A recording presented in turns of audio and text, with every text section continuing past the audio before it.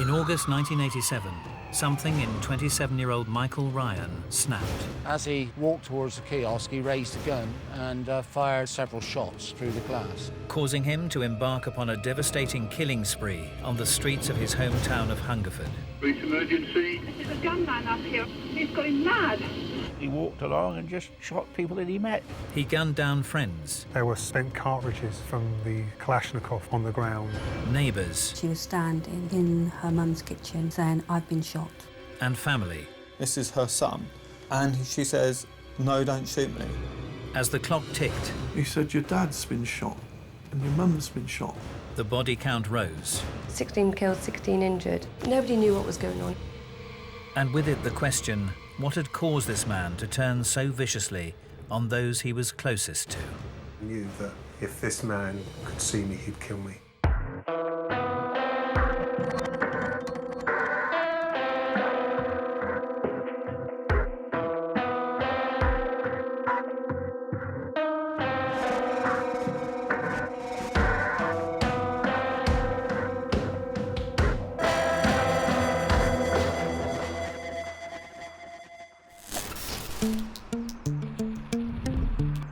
Hungerford, a small historic market town, sitting on the borders of southeast England and southwest England, has a history dating back to the early 10th century. Well, Hungerford is quite a small place, but friendly, a quiet market town.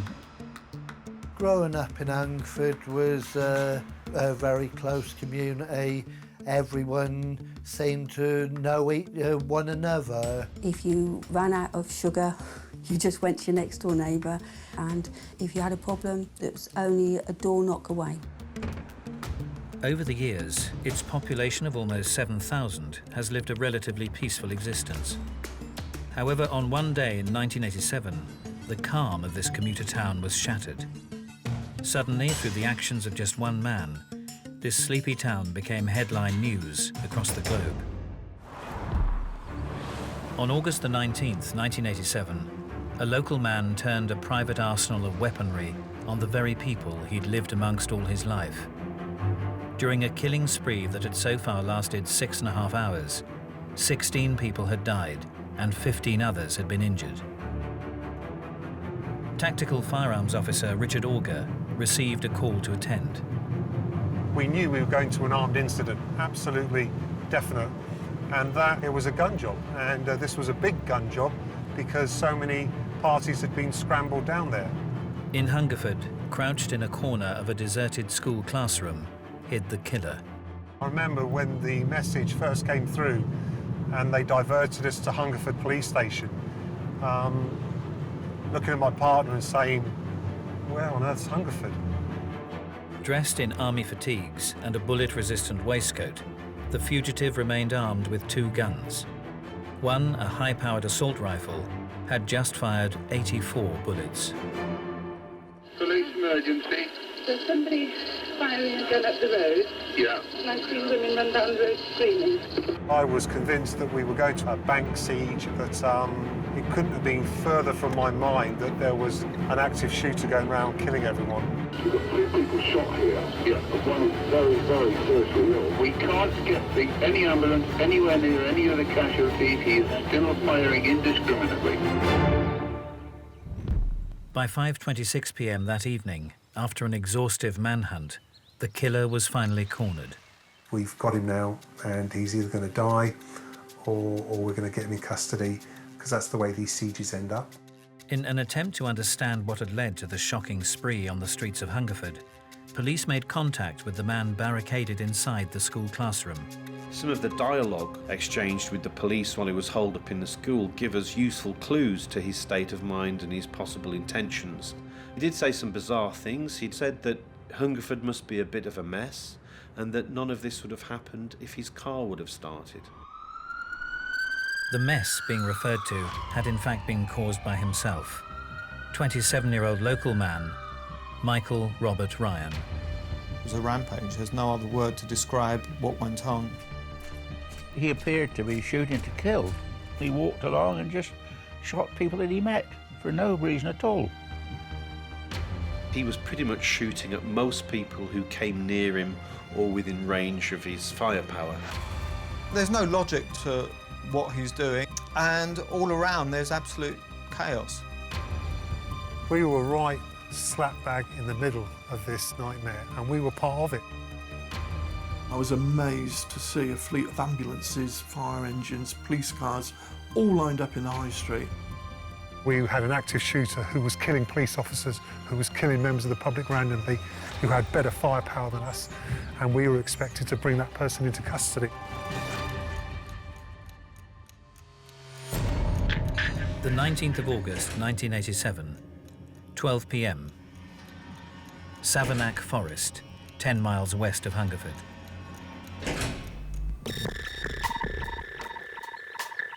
Almost 7 hours before he would find himself barricaded into a classroom surrounded by police, Michael Ryan sat waiting amongst the trees of Savernake Forest.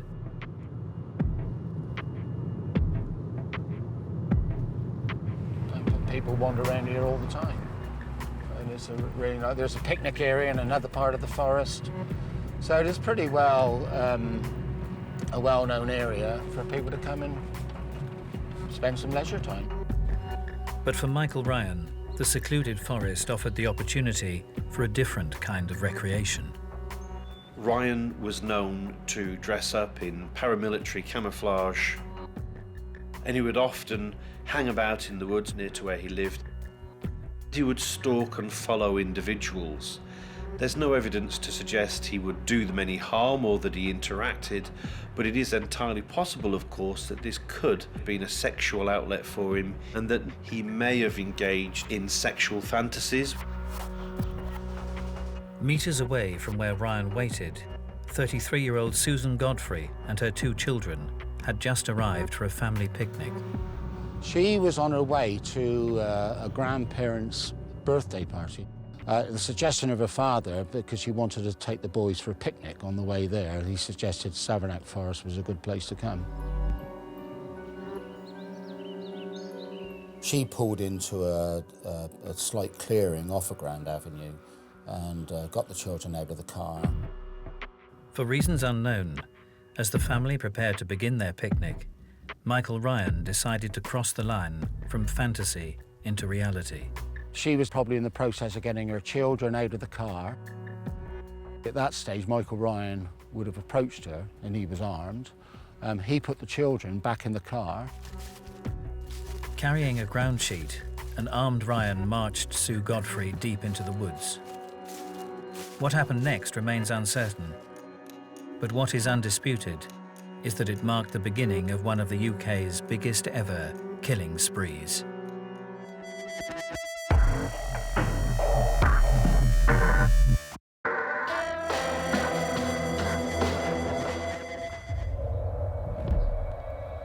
In August 1987, the sleepy market town of Hungerford held its breath as a heavily armed resident stalked the streets, gunning down anyone who crossed his path. 17 people would die and many more were injured in a killing spree that created unimaginable terror, shattering the tranquility of one summer afternoon. 27-year-old Michael Ryan's ruthless rampage had begun in the Savernake Forest, 10 miles west of Hungerford. Early in the afternoon of Wednesday the 19th of August, Sue Godfrey and her 2 young children had just arrived at a local beauty spot for a family picnic. As they were getting out of their car, an armed Michael Ryan approached them. It's very hard to say with any certainty what happened, but we do know that her 2 children were left strapped in their car seats while Ryan took Miss Godfrey deeper into the forest. The assumption has to be that this was going to be an attempted rape. There's no indication of robbery, there's no indication of any other kind of crime going on. He may have made a sexual approach to Miss Godfrey, to which she may have declined or even fought back from. His lack of coping mechanism meant that he just went nuts with his guns. He shot her repeatedly. There's no other explanation that this was an act of pure rage. Detective Inspector John Spiller remembers being one of the first to arrive at the scene that day. We walked up here, and on the right-hand side here, near the base of a tree, we found the body of Mrs. Godfrey. We believe that she may have tripped over a partially submerged fence, and the possibility is she was trying to escape. To see someone who's been shot in that way and just left in the forest is very moving, quite distressing. Michael Ryan immediately fled the scene, leaving the children unharmed and still safely strapped into their mother's car. At this point, his adrenaline would have been racing. He would have been on a physical rush. He needed to get away from the scene and get away from there very quickly. Throughout his life, Michael Ryan had done little of consequence to raise any concerns with the local police. So what was the catalyst that caused him to commit such an unthinkable crime that morning? Born on the 18th of May, 1960, Michael Ryan was an only child, warmly received into the world. His father, Alfred Henry, in his mid-50s at the time, was delighted to have fathered a child so late in life, and his mother, Dorothy, over 20 years his junior, doted on her new arrival. They kept themselves to themselves, but when you saw Dorothy, she would actually talk to you, have a good chinwag, and she worked at the local school. I knew his mother, Dorothy, very well, and I knew his father. Very, very nice people indeed, both of them. Father Alfred, an apparently strict clerk of works, was happy to let Dorothy take charge of Ryan's upbringing. First time I met Michael was obviously at primary school, aged 5 or 6 years old. And at the time, very, very quiet lad indeed. Michael, he would say hello to you if you said hello first. Didn't seem to sort of mix too much with other people. He didn't really get involved in a lot of the sports like most of the kids did. Basically just sort of kept himself to himself. Those who knew the Ryans recall how indulgent they were towards their only child. Whatever the young boy wanted, he would get. The neighbours and people who knew the family referred to him as a mummy's boy. I mean, it seems that both his parents had indulged him. Well, he was the only child, and I would say a very spoilt one. Contrary to other spree killers that we know about, there didn't seem to be any behavioural yellow flags or warning signs in Ryan's background. His parents' marriage was relatively healthy and normal with no problems. This was a completely uneventful existence.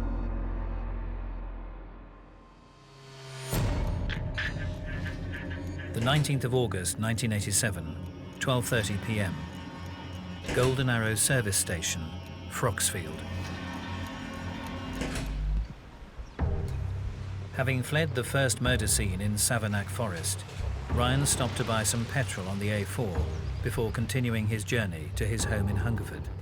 As a regular customer to the Golden Arrow service station, attendant Kay Kubdeen was used to serving Ryan. Michael Ryan would have driven in from this direction and parked at one of the pumps here.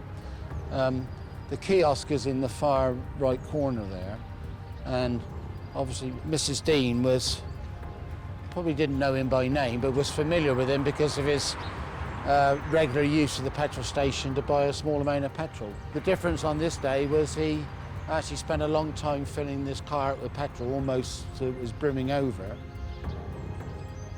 He then filled a petrol can up with petrol and then obviously secured it. He waited until the only other person in the petrol station had driven off and casually walked up to the kiosk, aimed and fired.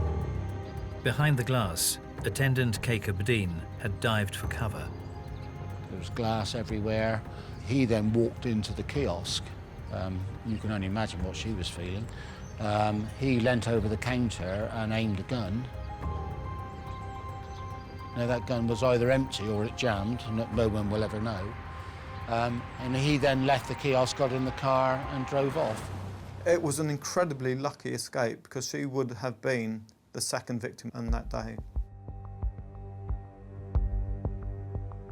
Having already murdered one and attempted to murder another, Ryan fled the scene once again. We have to assume that at this stage he was planning on making an escape. With a full tank of petrol, as well as a filled canister, Ryan continued on towards Southview in Hungerford, to the home he'd lived in all his life. He may have assumed that he would be able to hide out, that he would be able to go somewhere and hide from the police. Growing up on Southview was a comfortable existence for Ryan. His mother reportedly doted on him and continued to indulge his every whim. I can't remember him playing too much as the years went on, like as we began our teenage years. We used to have a mess around, you know, here and there, you know, play about, but really didn't really go out a lot as far as I know. By his late teens, Ryan remained socially awkward with his peers. Often described as sullen and a loner, Ryan immersed himself in a growing passion for the military, and in particular, guns. Ryan took some comfort in reading about and fantasizing about military and paramilitary lifestyles. He began to acquire more military-style clothing and camouflage clothing, and also began to take more of an interest in military weapons. They had a small holding in there, down the bottom end of their garden, where they had some barns and kept a few cows in.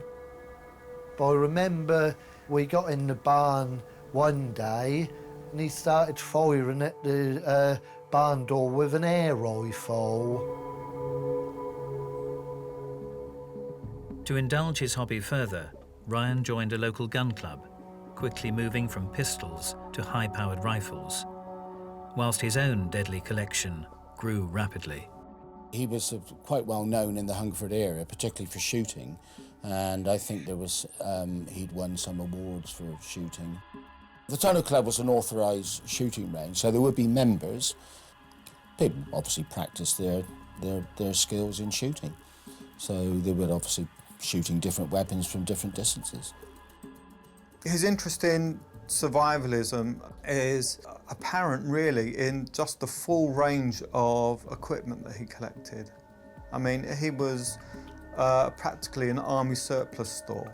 He had flak jackets, he had balaclavas, face paint, camouflage clothes, you know, the guns, the knives, and he often carried these around in his car.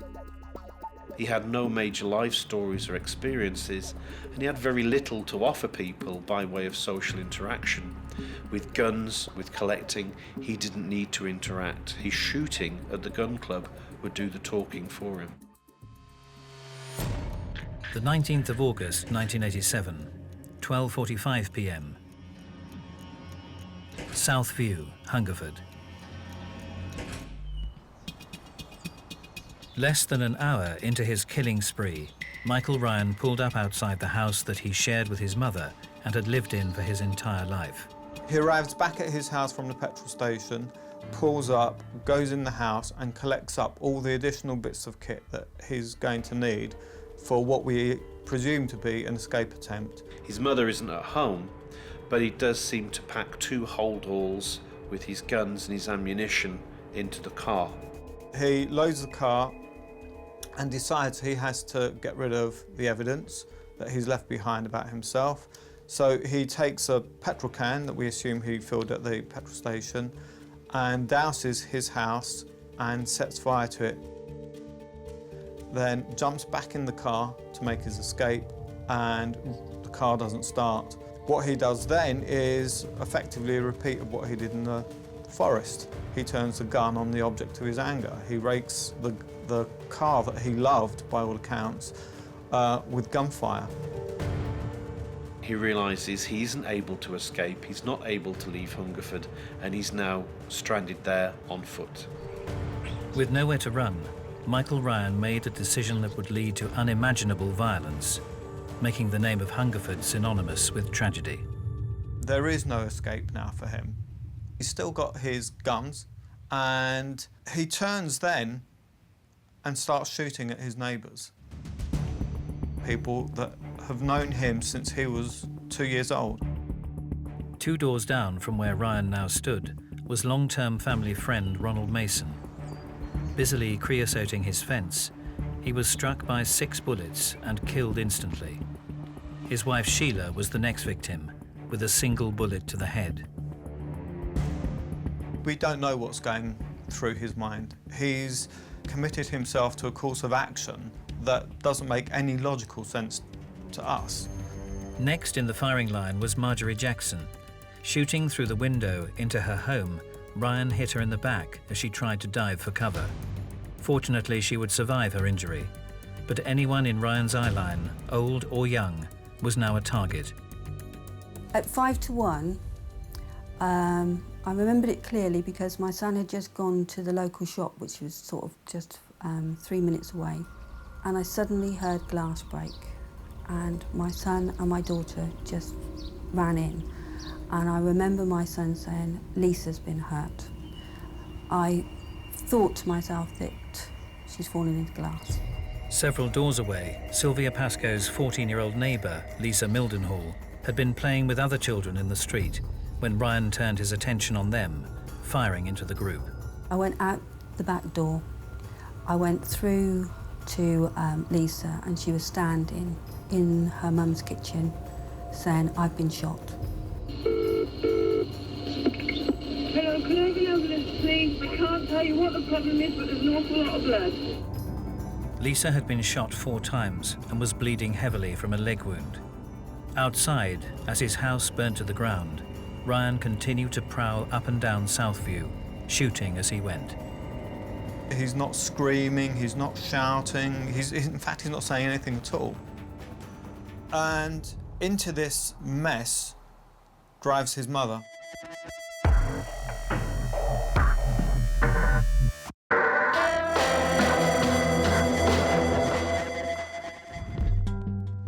On the 19th of August 1987, 27-year-old Michael Ryan embarked on a ruthless killing spree that began with the brutal murder of an innocent mother out picnicking with her 2 young children. 2 hours later, in his hometown of Hungerford, Ryan had nowhere to run and had begun shooting anyone who crossed his path. With 7 dead and 7 more injured, it seemed there was no stopping the crazed killer, when amidst all the chaos, the one person he truly respected appeared. His mother, Dorothy. She emerges from her car. There are dead bodies all over the place. Her son's car has been shot up. She arrived to see her house on fire and she was completely distraught and, as one would expect, very emotional and very angry. Somebody tries to stop her going in, but she pushes past. This is her son. She's heard to go up to him and speak to him, and she says, "No, don't shoot me." In front of him stood the only person he loved, but Ryan didn't hesitate as his sickening spree continued. Ryan shot her twice at point-blank range and she died right in front of him. The reason behind this, again, we'll never fully understand. It's an incredibly irrational behaviour. In a matter of minutes since opening fire on his neighbours, Michael Ryan had killed 7 and injured a further 7. Casually, he then made his way out of Southview and across the common behind the houses. Police emergency. We have a shooting over Hungerford Common. Across town, a local off-duty PC, Trevor Wainwright, was unaware of the unfolding events happening on his own doorstep. Got a phone call from my wife who said, "I don't know what's happening." She said, "But there's shots being fired across our garden." I said, "What?" PC Wainwright immediately headed back towards the scene of the trouble. As I came across Hungerford Common, I saw a group of people that were lying around a clump of trees.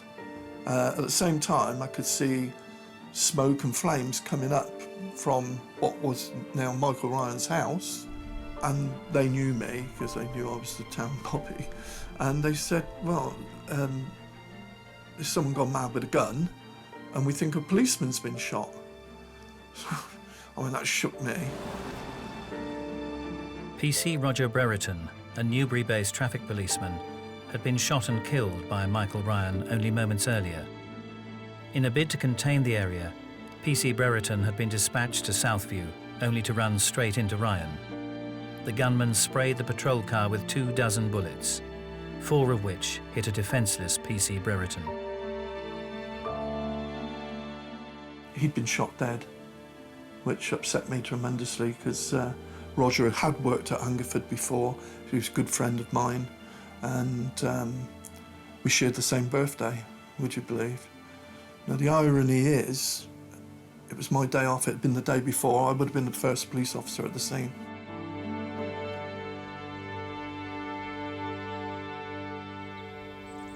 Another cruel twist of fate that day would later emerge.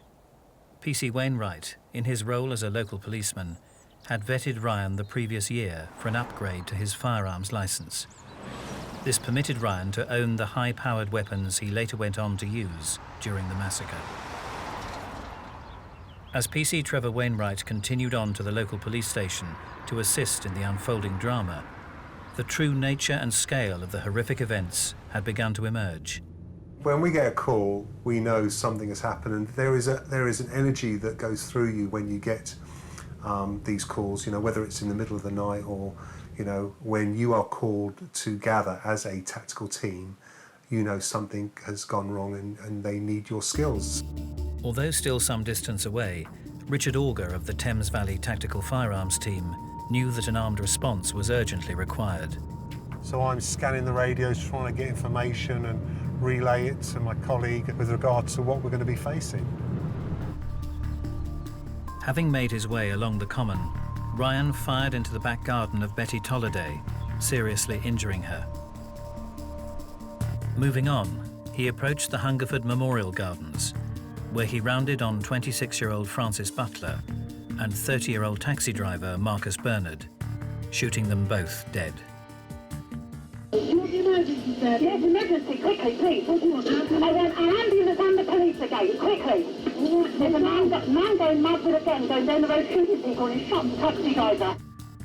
Maybe it's the sheer violence of that incident, but for a second, Michael Ryan pauses. He seemed to throw the AK-47 on the ground. He looks bewildered. He's, you know, maybe the full enormity of what he had done is starting to dawn on him.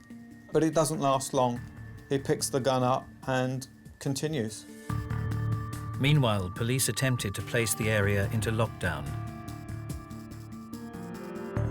Police had closed every entrance into Hungerford, so there was no way you could drive in. At every entrance to Hungerford, there were police cars and the road was blocked completely. There was a lot of vehicles around this area because, of course, nothing was allowed in. And the first cordon was at this junction here, which is going up towards the police station. The police are trying to block roads leading into Southview. They're turning cars away, but they're not telling people why. Some people have been turned away, decide I'm going to get to my destination, and take back roads, and then they find themselves in the middle of a war zone. With 9 dead and 8 more wounded in Hungerford, Ryan continued his killing spree, making his way slowly up Priory Avenue, wounding another victim as he went.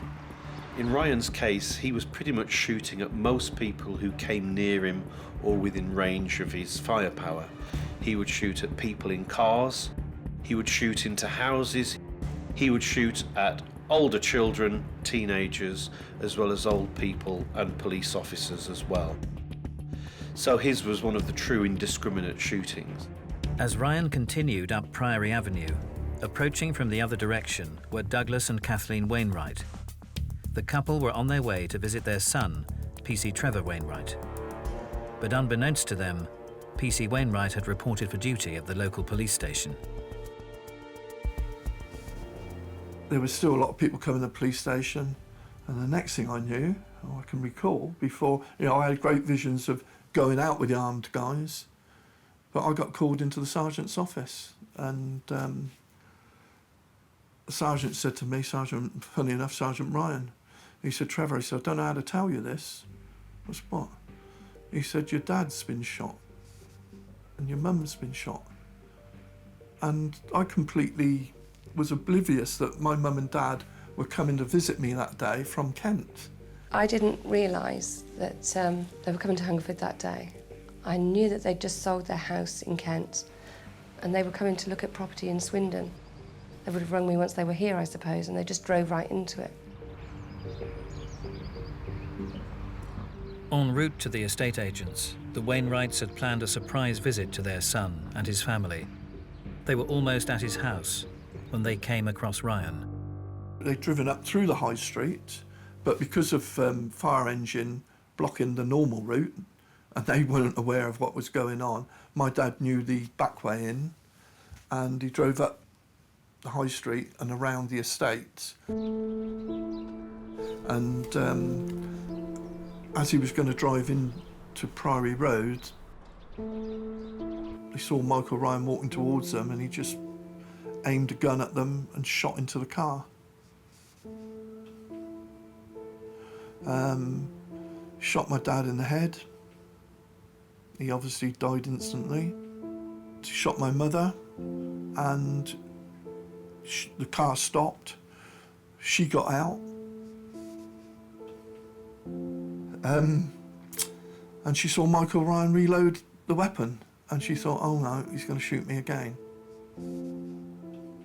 But with that, he walked off and shot someone else. That they were coming to visit me, and they drove straight into it. And I couldn't believe it. And I just prayed. I'm not religious, but I prayed.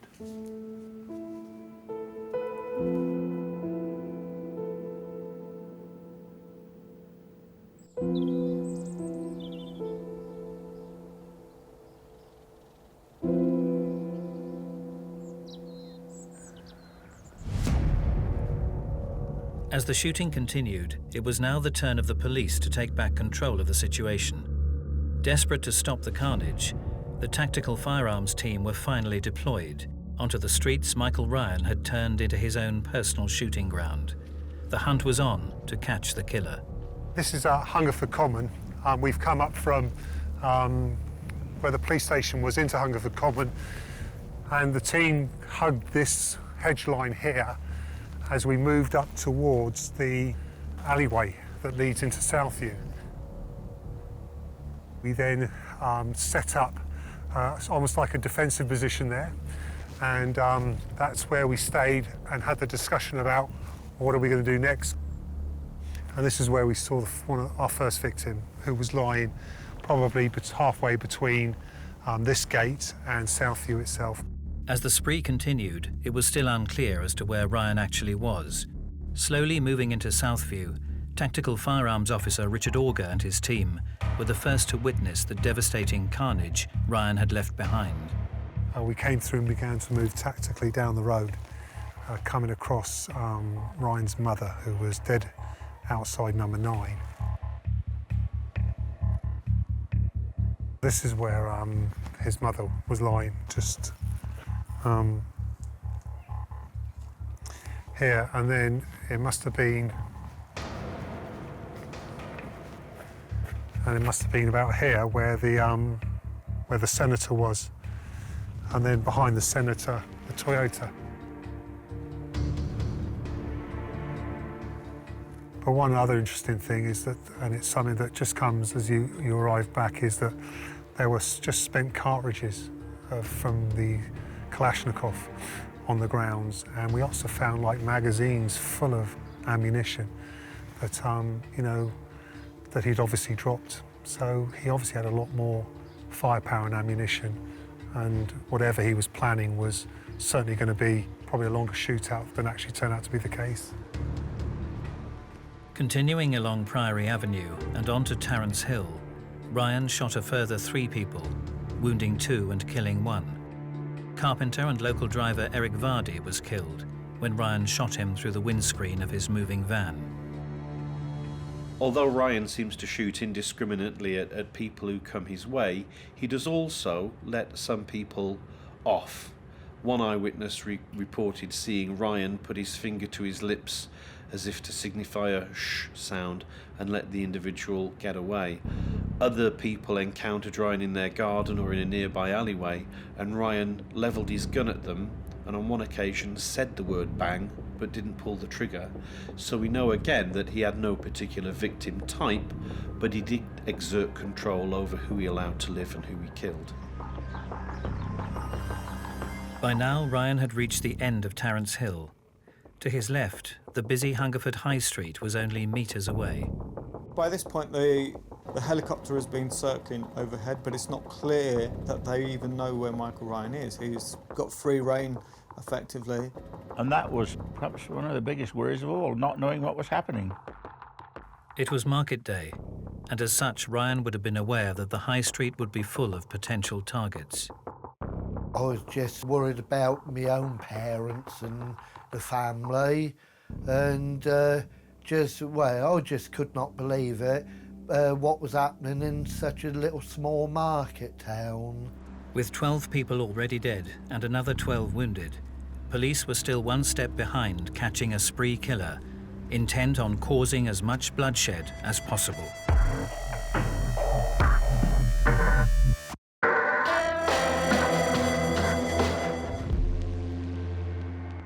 On the 19th of August 1987, after what appeared to be a failed attempt at sexual assault, 27-year-old Michael Ryan embarked on a terrifying killing spree across his hometown of Hungerford.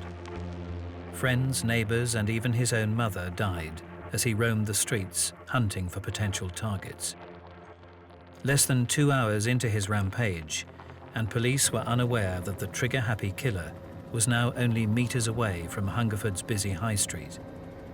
However, instead of turning left into the packed weekly market, he headed right down the quieter Priory Road. No one is sure why he chose to avoid the crowds.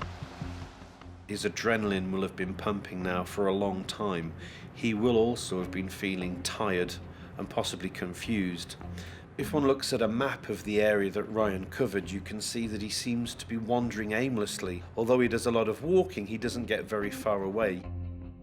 Ryan continued on down Priory Road, shooting as he went. 22-year-old Sandra Hill, wheelchair-bound Myrtle Gibbs and her husband Victor were all shot dead as the carnage continued.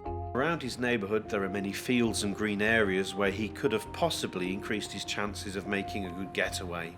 But instead of getting away cross-country, he pretty much chose to stand and fight in the middle of the streets. 34-year-old Ian Plale would be the 16th fatality of Ryan's sickening spree. Like others that day, he had unwittingly driven straight into the unfolding drama, unaware of the extreme threat posed by the lone gunman. Shortly before 2 p.m, Michael Ryan was reported approaching the rear of a local school, the same school he had attended as a pupil almost a decade before. The police are on the scene fairly quickly. They post officers at the front and back of the building. So we were still moving tactically, still covering each other, got up to the site of the school, and then we were then deployed into containment positions to surround the school and to really bolt that down so that Ryan could not get out. He would have had a tactical advantage once he broke into that building.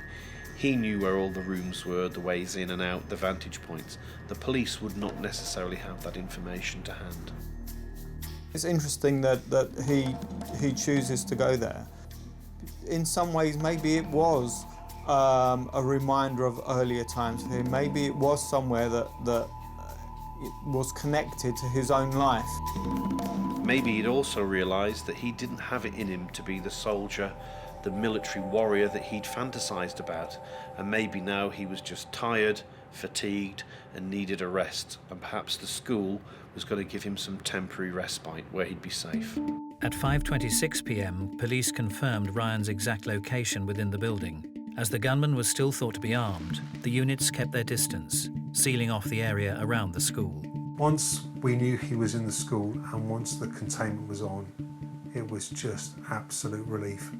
I could see that light at the end of the tunnel. He did throw a white cloth out of the window to suggest he'd surrendered, and he was able to have a dialogue with the armed response officers there. There's evidence that maybe he was looking at his options. He's asking, what's going to happen to me? And again, he keeps coming back to his mother. He did ask if his mum was okay. Clearly he'd shot her at point blank range, so he must have known she wasn't okay. There may have been some regret there. He said Hungerford's a mess, if only my car had started. We don't know whether that's regret for the victims and what he's done, or whether it's regret that he's stuck where he is and that if only he'd managed to get away, things would have been all right. I think that provides us with some strong evidence that this spree was not planned. It was an accidental or incidental spree. He didn't want to engage in one, but because he had no route of escape, because he'd been a bit of a military fantasist, he felt that this was a way to go out. And then he asks the time, it's 6:45, and then moments later we hear the shot ring out. At 6:45 p.m, just over 6 hours after his killing spree began, Michael Ryan shot himself using his own 9mm pistol.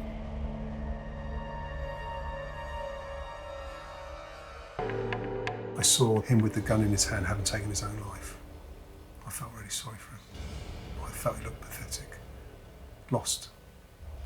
And maybe that's exactly what he was.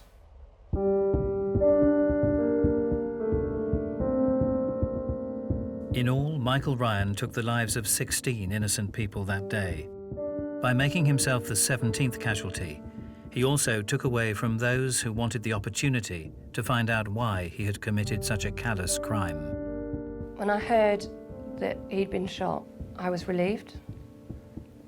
I'd have liked to have known the answer why, but we'll never know that now. But I'm glad that my money's not keeping him alive in a prison somewhere. To me, Michael Ryan was that explosion of rage that really shattered the illusion that things like this don't happen in the UK. That spree killings are a US phenomenon and that we're safe in the UK. Not true. Ryan's spree was unprecedented. The UK had never seen anything like this before. That it happened to an individual who didn't have a criminal background, that it happened in the middle of rural, leafy Berkshire, not in any city, was a complete shock and surprise. It really opened the eyes of the UK to the potential that spree killers could strike anywhere in any town and could have a completely nondescript, non-criminal background. For the next 10 years, this was the only hallmark spree killing that the UK had endured.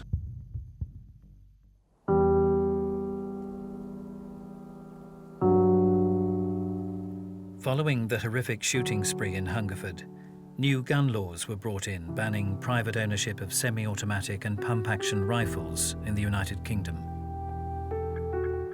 The day started off as a lovely sunny day, and in 4 hours the whole place changed by one man who we will never know what triggered it, what made him do it, and he changed lots of people's lives. I think it'll never, ever, ever be forgotten. Obviously, everyone wants to move on, but I just can't see it ever being forgotten. There's no way I'll forget what happened. It happened 28 years ago, which is a long, long time, but it's still fresh in my memory. And it always will be. It will live with us forever.